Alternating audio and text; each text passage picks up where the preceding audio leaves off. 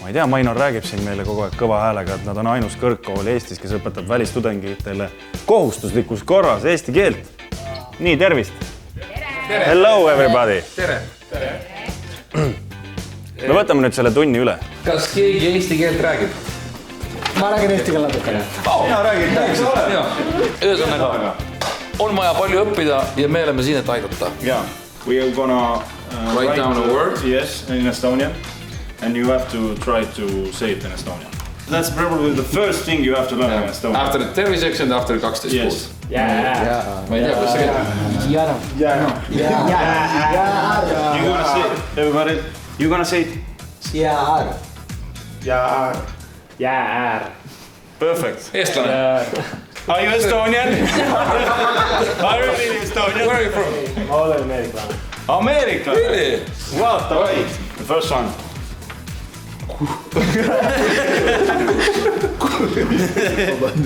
Kuuurija. Yes. Kuuurija. So the last mission is to teach you some Estonian dance. Do you know some Estonian dance? Not in the nightclub. Do you know that we like to dance? You know Kaira Jaan? Something like that. Yeah? Yeah? Almost. Take it easy. I know we'd like to hug, but keep it simple. You have to put your hands on your wrist. Okay. Like strong. Like Superman, right? Yeah. You can see it that way, yeah. You're a Superman. Right now you look like a Superman, but when you start dancing... It's kind of hard, but yeah. So the first move is you jump like this.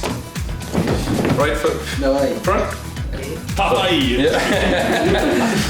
So the next step is like vice versa. And that's basically the whole dance. Tegelikult meie mingid õpetajad ei ole, mul on hea meel ikkagi professionaalid. Me petsime ära ilmselgelt. Ei, aga tõepoolest Marleen, sa näed igapäevalt neid tudengeid, kes on välismaalt. Kui palju neid on ja mis rahvus need on kõik siin? No meil on selles mõttes ingliskeelsetel õppekavadel meil on 29 erineva kodakondsusega inimest.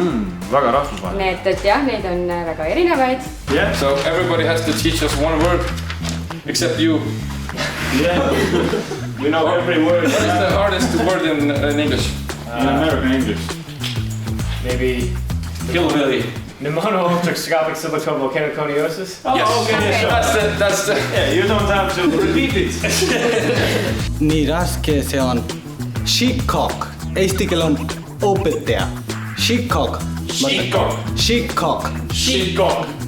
Yeah. Eesti keel on õpetaja. A lot of people use this in my country, which basically means I love you. It's called mahal kita.